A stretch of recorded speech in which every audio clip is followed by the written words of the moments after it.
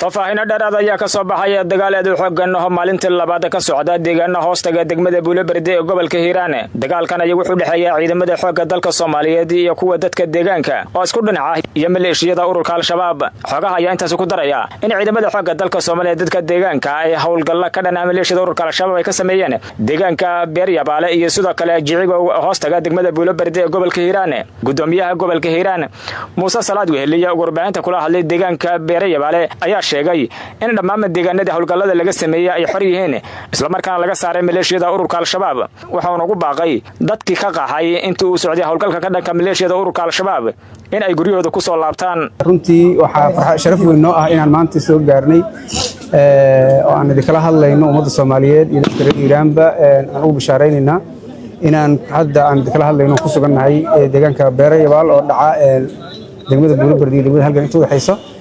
runtii masaafo dheer oo iyo halgan saakay aroortii soo bilowday oo runtii rag badan waqti badan soo galay waxaan idin kala hadlaynaa deegaanka Beeryabaal runtii deegaanka Beeryabaal waxaad arkaysaan hal qof oo bini'aadan oo aan u dhimano ma jirto sababtuna waxa laga yaabaa in dadka halkan joogay inay dhammaantood ay shabaab ahaayeen suuragal maaha inay nadiif wada ahaayeen suuragal maaha ay ka madax bannaaneen Al-Shabaab marka waxaan leenahay waxa kale oo la yaab leh oo magaaladan ka muuqdo ama deegaankan ka muuqdo